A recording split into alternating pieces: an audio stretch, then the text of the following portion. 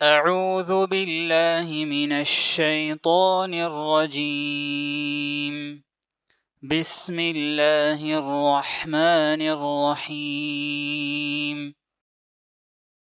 السلام علیکم ورحمۃ اللہ وبرکاتہ۔ بسم اللہ والحمد للہ والصلاة والسلام علی رسول اللہ وعلی آلہ وصحبہ ومن والاه وبعد، فقال اللہ تبارک وتعالی لقد كان لكم في قصصهم عبرہ۔ عزیز سامعین اور محترم دوستو، اللہ کا بہت بڑا احسان و فضل ہے کہ اللہ رب العزت نے ہمیں رمضان کے اس مبارک مہینے کو حاصل کرنے کی توفیق بخشی اور آج کا روزہ رکھنے کا ہمارے لیے معاملہ آسان کیا۔ اللہ سے دعا کرتے ہیں کہ اللہ رب العزت ہماری محنتوں کو قبول فرمائے۔ جیسا کہ آپ سے وعدہ تھا کہ رمضان کی راتوں میں آپ سے ملاقات ہوگی اور تاریخ پر گفتگو ہوگی، اور زیر بحث جو موضوع ہے وہ ہے ہندوستان کی اسلامی تاریخ۔ ہندوستان کی اسلامی تاریخ۔ آئیے اس موضوع کے متعلق چند باتیں سنتے ہیں۔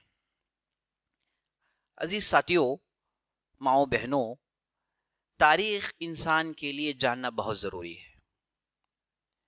اگر کوئی آدمی اپنی تاریخ نہیں جانتا، اپنی ہسٹری نہیں جانتا، تو اس کی مثال اس آدمی جیسی ہے جو اپنے والد کا نام نہیں جانتا، اپنے دادا کا نام نہیں جانتا۔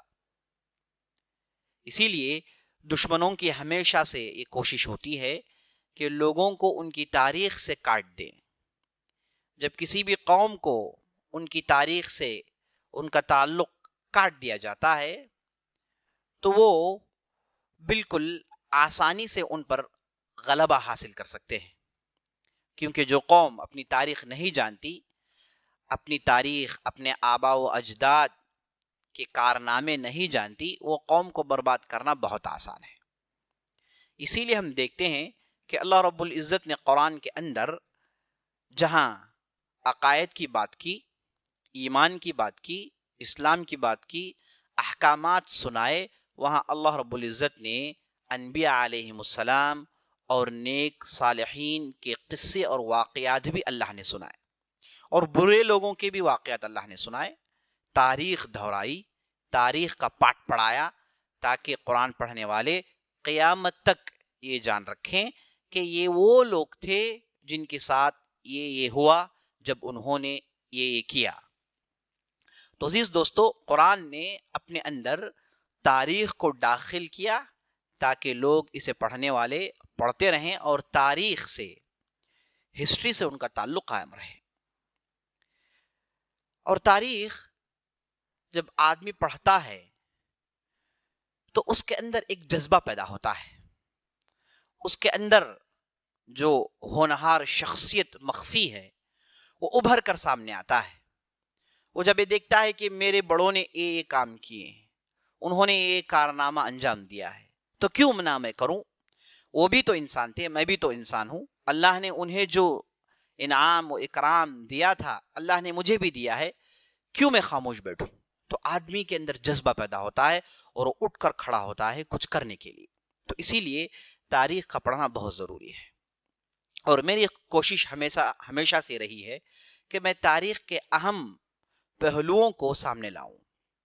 لوگ مجھ سے پوچھتے ہیں کہ آپ فلاں موضوع پر کیوں گفتگو نہیں کرتے؟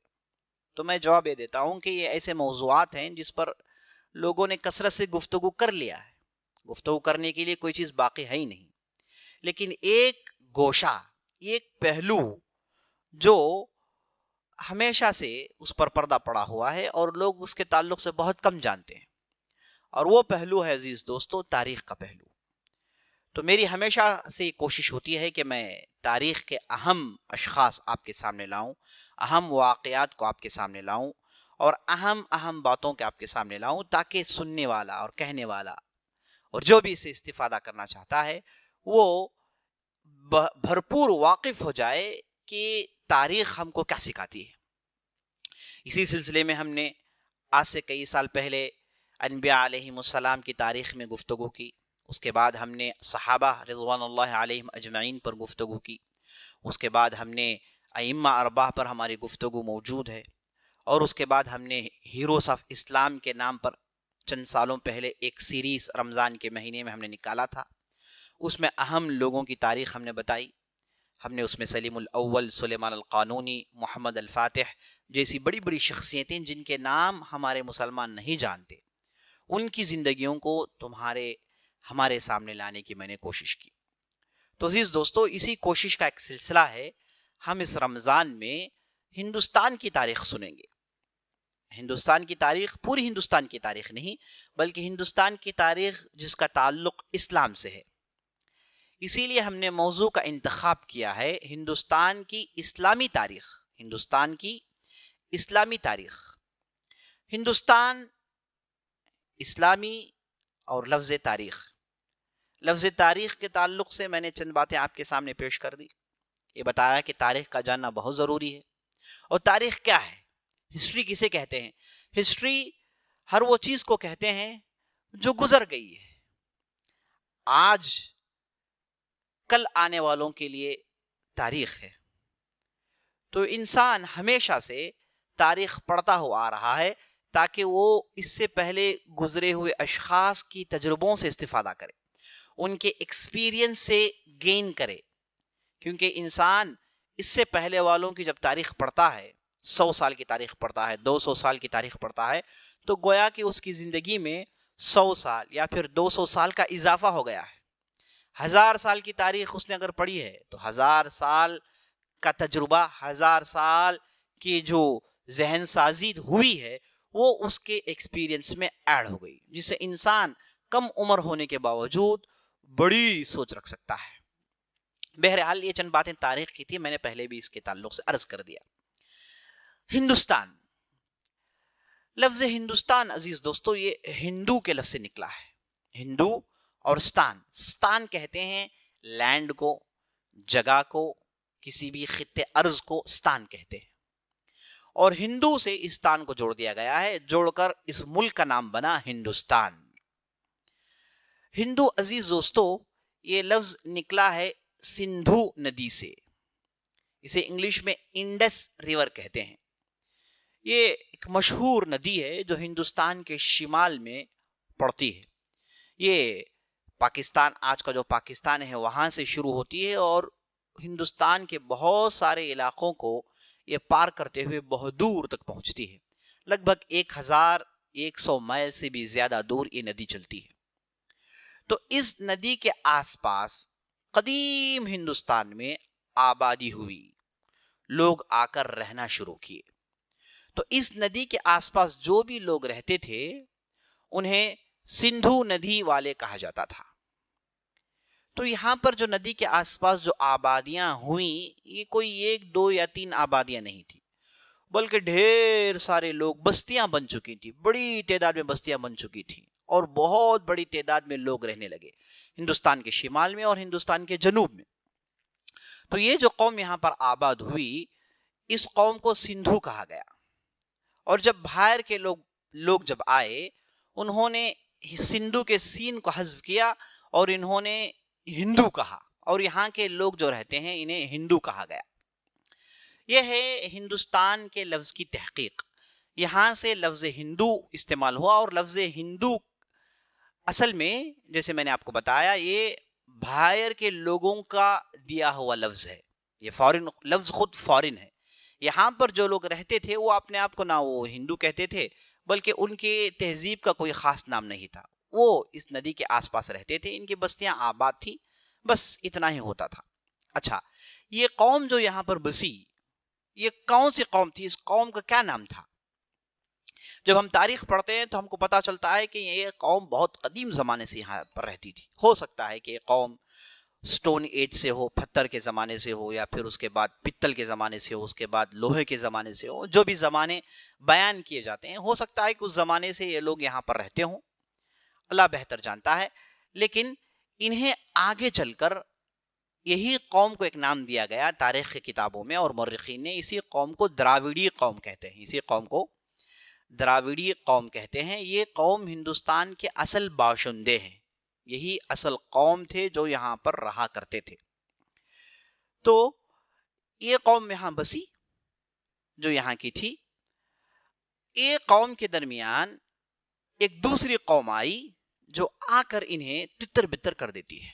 یہ تاریخ انشاءاللہ آپ کے سامنے آئے گی. تو یہ جو ہے ہندوستان کے لفظ کی تحقیق ہے.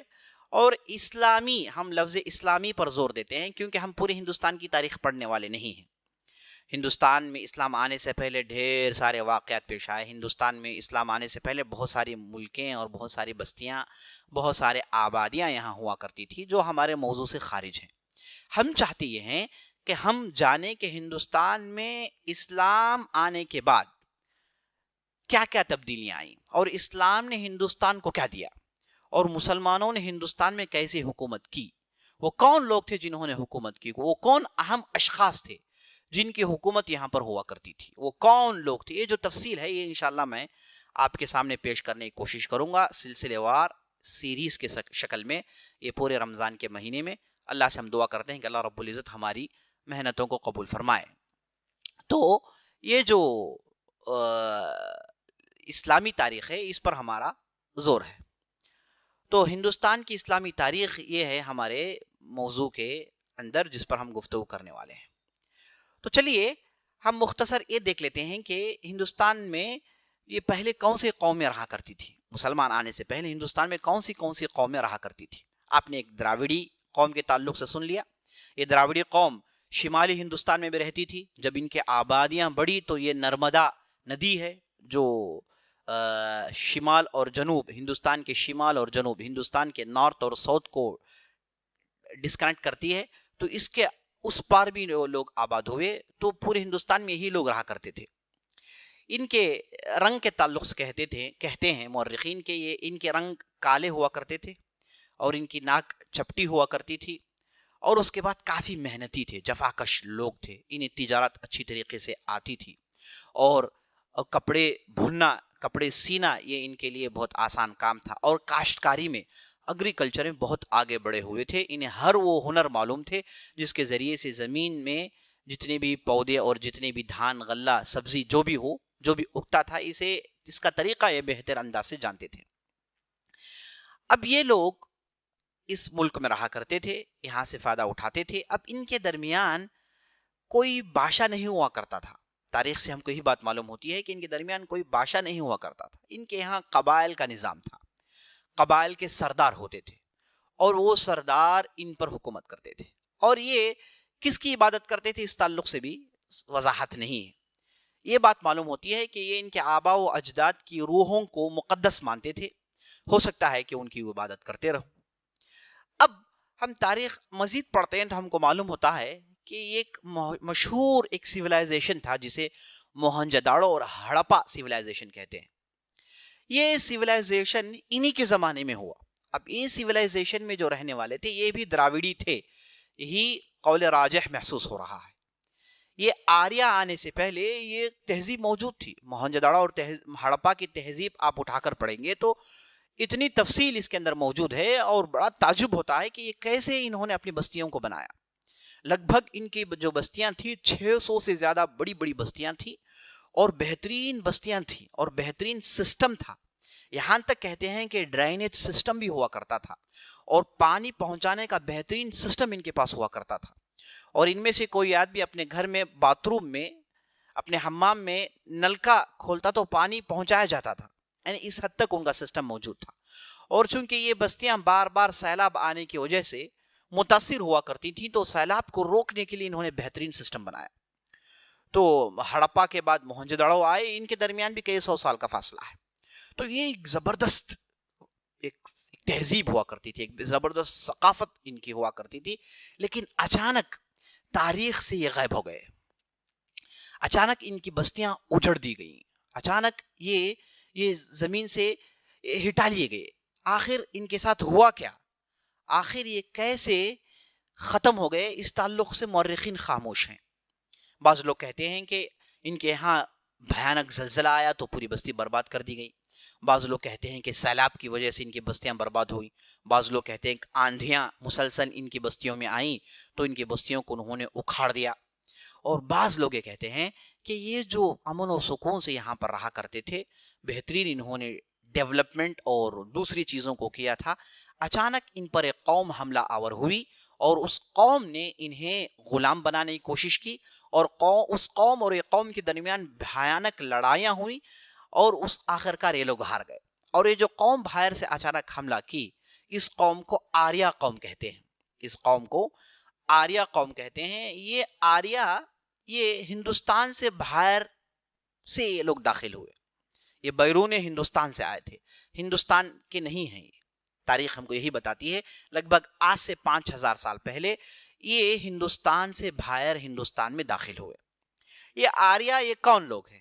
ان کے تعلق سے کہا جاتا ہے کہ یہ قدیم جو ایران ہے، ایران اور اس کے اوپر کے علاقے ہیں، وہاں پر ان کے بعد یہ رہا کرتے تھے، بعد و بوش اختیار کیے ہوئے تھے، یہ وہاں رہا کرتے تھے۔ تو یہ کئی قبائل میں بٹے ہوئے تھے، ان کے بعض قبائل شمالی علاقے میں رہتے تھے اور دوسرے جگہ رہتے تھے، تو ان کے درمیان کچھ لڑائی ہوئی، یا پھر ان کی بستی میں سکھاڑ آیا، قحط سالی آئی، تو بستی چھوڑنے پر مجبور ہوئے۔ جب بستی چھوڑے تو انہیں دوسری جگہ رہنے کے لیے چاہیے تھا، سمجھے کہ یہ لوگ خانہ بدوش قسم کے لوگ تھے، اللہ عالم، تو یہ اپنی بستیوں کو چھوڑ کر ہندوستان میں داخل ہوئے۔ تو یہ کہا جاتا ہے کہ خیبر اور بولن جو بھی راستے ہیں، ان راستوں کے ذریعے سے ہندوستان میں داخل ہوئے۔ جیسے ہندوستان میں داخل ہوئے، یہاں کی جو قدیم قوم تھی، جن کی تہذیبیں تھیں، یہاں کی قوم نے انہیں روکنے کی کوشش کی، تو ایک لڑائیاں ہوئی، مسلسل لڑائیاں ہوئی۔ کہا جاتا ہے کہ کئی سالوں تک لڑائیاں ہوتی رہی، لیکن یہ آریہ قوم اتنی طاقتور تھی اور ان کے پاس لڑنے کے گر تھے، چونکہ یہ جو یہاں کی قوم تھی وہ تجارت میں بہت آگے تھی، ان کے یہاں کاشتکاری ہوا کرتی تھی، لیکن یہ لڑائی سے وہ واقف نہیں تھے۔ تو یہ جو آریہ قوم تھی، خانہ بدوش قسم کی قوم تھی، تو ان کے یہاں لوٹ مار اور شکار کھیلنا اور قتل و غارت گری اور اس کے گر وہ لوگ جانتے تھے، تو یہ بڑی آسانی سے یہاں کی قوم پر حاوی ہو گئے، غلبہ حاصل کیا اور یہاں کی بستیوں کو انہوں نے اجاڑ دیا۔ اب یہ زمانہ آیا، اسی زمانے کو کہتے ہیں ویدک پیریڈ، یہی زمانہ ہے ویدا کا زمانہ۔ تو یہ جو آریہ آئے تھے، ان کے پاس جو مقدس کتاب تھی جسے وہ ویدا کہتے ہیں، تو یہ لوگ ویدا کو ماننے والے تھے، اور آج جیسے ہندو کی تعریف میں کہا جاتا ہے کہ ہندو وہ ہے جو ویدا کو مانتا ہے۔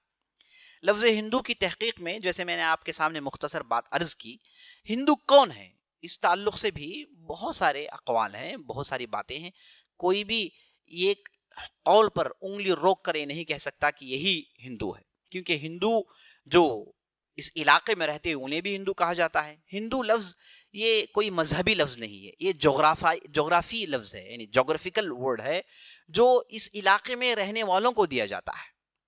اب جیسے آپ نے دیکھا کہ یہ پتہ نہیں کس کی عبادت کرتے تھے، ہے نا، ان کی کیا عبادت ہوتی، کیا طور و طریقے تھے، اس کے تعلق سے کوئی تفصیل موجود نہیں ہے۔ تو یہ جو آئے تھے آریہ، ان کے پاس وید کی مقدس کتاب تھی اور یہ وید کو ماننے والے تھے، اور چونکہ یہ وید کو مانتے تھے تو انہوں نے وید کی نشر و اشاعت کی۔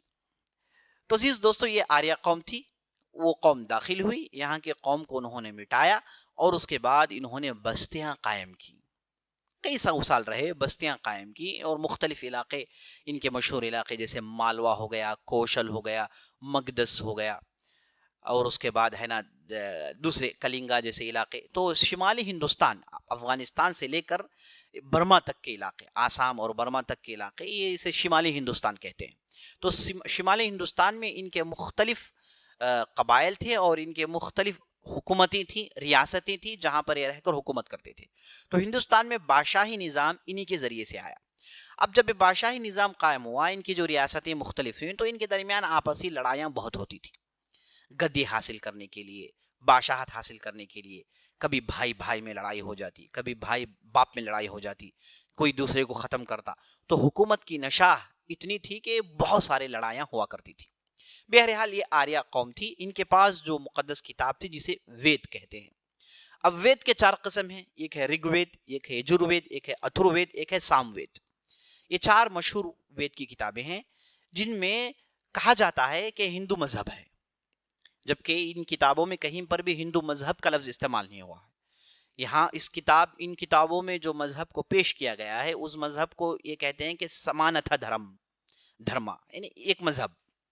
تو یہ جو وید ہے، جسے جو اہم وید ہے، جسے رگ وید کہا جاتا ہے، یہ بہت ہی اہم وید ہے جس پر یہ سمجھیے کہ انحصار کرتے ہیں. تو رگ وید میں ہے کیا؟ اصل میں رگ وید کا مطالعہ کرتے ہیں، اس میں زیادہ منتر ہیں، زیادہ اس میں جو ہے دعائیں ہیں، اور یجروید میں چند عقیدے کی باتیں ہیں، اور سام وید میں ان تمام ویدوں کو جوڑ کر نچوڑ جیسا پیش کیا گیا ہے. تو یہ 4 وید تھے جس کی یہاں پر تعلیم ہوتی تھی اور اس کی نشر و اشاعت کرتے تھے. اور اس کے بعد یہ وید کے بعد جب ہندوستان میں آیا، آباد ہوئے، ان کی ذہنی ترقی ہوئی، انہیں بہت ساری باتیں سمجھ میں آئی، یہ سمجھیے کہ ملکوں کے باشندے بنے، تو ان کے اندر تبدیلیاں آئیں. تو انہوں نے ان ویدوں کو جوڑ کر اس کی ایک شرح لکھی جسے اپنشد کہا جاتا ہے. وید کو سمجھنا ہے تو اپنشد کے ذریعے سے ہی سمجھا جا سکتا ہے. تو اپنشد لکھے گئے جو اصل میں وید کے اندر جو منتر اور جو بھی عقیدے اور مذہب کی باتیں ہیں اس کی تشریح یہ اپنشد کے اندر ہوتی ہے. تو یہاں پر اس کی تعلیم ہوا کرتی تھی. اور آگے بڑھ کر جب انہیں ان کے روزمرہ کے مسائل کے تعلق سے فتووں کی ضرورت پڑی تو ان کے درمیان ایک صاحب ہے جن کا نام منو تھا، تو انہوں نے کتاب لکھی جس کا نام تھا منوسمرتی. تو منوسمرتی جس کے اندر قوانین ہیں، جس کے اندر مسائل ہیں، جس کے اندر شادی بیاہ کے مسائل ہیں، کھانے پینے کے مسائل، مختلف مسائل کو جوڑ کر لکھنے والے شخص کا نام تھا منوسمرتی. ان کے تعلق سے کہا جاتا ہے کہ یہ لگ بھگ 600 سال، ان لوگوں کے ادھر آنے کے 600 سال 700 سال بعد یہ کتاب لکھی گئی. اور لکھنے والے شخص ایک انسان تھے. یہ کوئی منوسمرتی کوئی خدا کی دی ہوئی کتاب نہیں تھی. ان کے عقیدے کے مطابق یہ ایک شخص تھے جنہوں نے اس کتاب کو لکھا. تو یہ ان چیزوں کو ماننے والے یہی آریہ تھے جو اس ہندوستان میں چھائے ہوئے تھے، اور ان کی حکومتیں شمالی ہندوستان میں ہوا کرتی تھی. جب یہ یہاں پر رہے تو یہاں پر ایک دو مشہور واقعات ہیں. جب بھی ہم ہندوستان کی بات کریں گے تو اس کا ذکر کرنا ضروری ہے. میں اس درس میں انشاءاللہ اس درس میں آنے والے درس میں اسلام سے پہلے یہاں پر جو بھی حکومتیں تھیں اس تعلق سے میں مختصر اشارہ کرتے ہوئے آگے بڑھوں گا تاکہ آپ کو پتا چلے کہ جب اسلام آیا تو یہاں پر کیا تبدیلیاں آئیں. دونوں سمتوں کو دیکھنا ضروری ہے، دونوں طرف کو دیکھنا ضروری ہے تاکہ بات اچھی طریقے سے واضح ہو. تو ہوا یہ کہ یہاں پر یہی آریہ جو یہاں پر حکومتیں کرتے تھے، ان کے یہاں ایک بادشاہ تھا جس کی جو ہے یہاں پانڈو اور اس کے بھائی کے لڑکے جنہیں کورو کہا جاتا ہے. تو پانڈو اور کورو کے درمیان یہ بہت بڑی لڑائی ہوئی ریاست کو لے کر، بستی کو لے کر. تو یہ مہابھارت جسے آگے چل کر کہا گیا، جس کے آخری میں پانڈو کی جیت ہوتی ہے. کورو جو 100 سے زیادہ تھے انہیں شکست دے دی جاتی ہے. پانڈو کو مدد کرنے کے لیے کرشن نامی ایک شخص ہے نا، جو ہندو مذہب کے مطابق وہ ان کے بھگوان ہیں، تو وہ اس لڑائی میں آتے ہیں، یہ پانڈو کی مدد کرتے ہیں، تو آخرکار ان کی جیت ہوتی ہے. تو یہ ایک بہت ہی اہم کتاب ہے مہابھارت. وہ یہی آریہ کے لوگوں کے متعلق ہے اور ان کے درمیان جو ریاست حاصل کرنے کی جو لڑائیاں ہوئی وہ اس کی تفصیل ہے. تو یہ آپ کتاب پڑھیں گے، مہابھارت پڑھیں گے تو یہاں پر لڑائیاں ہی لڑائیاں ہیں اور گدی حاصل کرنے کی کوشش کی گئی ہے اور جا بجا نصیحت کی باتیں بھی ہیں. اب اسی دور کی کتاب ہے رامائن. اس کے اندر رام چندر جی کے تعلق سے بتایا گیا کہ یہ ایودھیا میں پیدا ہوئے اور اس کے بعد یہاں پر جو ان کی سوتیلی ماں تھی وہ انہیں یہاں سے ہٹانا چاہتی تھی، چونکہ اس کا لڑکا وہ حکومت میں بیٹھے. تو رام چندر جی اور ان کے بھائی لکشمن اور ان کی بیوی سیتا کو انہیں ایودھیا سے نکال دیا جاتا ہے. انہیں بنواس کے لیے 14 سال کے لیے جنگلوں میں بھیج دیا جاتا ہے. تو جنگلوں میں گھومتے رہے. تو وہاں پر ہم جانتے ہیں کہ یہ جو لنکا سے راون جو تھے وہ سیتا کو چک لے جاتے ہیں. پھر رام چندر جی اپنی بیوی کو حاصل کرنے کے لیے ایک لمبی سنگھرش لڑائی لڑتے ہیں اور اس کے بعد کئی سال کے بعد سیتا کو واپس لاتے ہیں. تو لنکا کو برباد کیا جاتا ہے. تب جب ہمیں رامائن پڑھتے ہیں تو پتہ چلتا ہے کہ رام کی مدد کرنے کے لیے مختلف لوگ، علاقائی لوگ آئے. تو 14 سال کے بعد پھر اپنی گدی کو سنبھالنے کے لیے ایودھیا پہنچ جاتے ہیں. تو یہ رامائن ہے. تو مہابھارت اور رامائن ہندوستان میں اسلام کی آمد سے پہلے یہ اہم واقعات تھے جو کئی 100 سال پہلے پیش آئے. قبل مسیح کے واقعات ہیں، یعنی مسیح علیہ السلام کے حساب سے جو کیلنڈر ہے اس سے پہلے کے واقعات ہیں. بعض لوگ کہتے ہیں کہ 600 سال پہلے کے واقعات، بعض لوگ کہتے ہیں کہ 1000 سال کے پہلے کے واقعات. لیکن جب ہم ہندو اسکالرز کو پڑھتے ہیں تو وہ یہ ڈیجیٹل نمبر سناتے ہیں. کوئی کہتا ہے کہ 25,000 سال پرانا, کوئی کہتا ہے کہ رام 11,000 سال زندہ رہے. تو بہت ساری باتیں مت ہیں, بہت ساری باتیں حقیقت پر مبنی نہیں ہیں. تو جب ہم تاریخ کی کتابیں پڑھتے ہیں تو ہم کو یہی بات معلوم ہوتی ہے کہ قبل مسیح عیسیٰ علیہ السلام آنے سے پہلے 600-700 سال کے واقعات ہیں. تو یہ جو تھے آریہ, انہوں نے جب اپنا نظام قائم کیا تو انہوں نے ذات پات کے نظام کو بڑی زور و شور سے قائم کیا. ان کے ہاں ذات پات کا نظام ہونا بہت ضروری ہے. تو اونچے طبقے والے جنہیں برہمن کہا جاتا ہے, اس کے بعد شتریاس, اس کے بعد ویشنوا, اس کے بعد جو ہے ویشنواس, اور اس کے بعد شودراس. یہ جو چار جو سسٹم ہے, چار جو طبقاتی نظام ہے, کاسٹ ہے, اسے یہ بڑے مضبوطی سے تھامے تھے. یہ شودرا وہ لوگ ہیں جو یہاں ہندوستان کے قدیم باشندے ہیں, اور بقیہ یہ چار, ان میں برہمن اور شیتریہ اور دوسرے ہیں, یہ آریہ تھے جو یہاں پر آ کر بس گئے تھے, اور یہاں کے لوگوں کو انہوں نے شودر کہہ دیا, اور یہاں کے لوگوں پر وہ ہمیشہ ظلم کرتے تھے. اور شودر پر جو ظلم ہوا ہندوستان کی تاریخ میں, یہ کوئی مخفی چیز نہیں, اسے ہر آدمی جانتا ہے. تو یہ ذات پات کا نظام تھا, اور یہ تھے آریہ. انشاءاللہ آنے والے درس میں ہم اور جو قومیں تھی ہندوستان میں, ان کی مختصر کیا تاریخیں ہم دیکھنے والے ہیں. ہم اللہ سے دعا کرتے ہیں کہ ہم نے جو بھی کہا ہے, جو بھی سنا ہے, اسے جو ہے اچھی طریقے سے سمجھنے, اور اس کے بعد ہندوستان کی تاریخ, اسلامی تاریخ کو سمجھنے کی توفیق اللہ ہم تمام کو عطا کرے. آمین یا رب العالمین. وصلی اللہ علی نبینا محمد. والسلام علیکم ورحمۃ اللہ وبرکاتہ.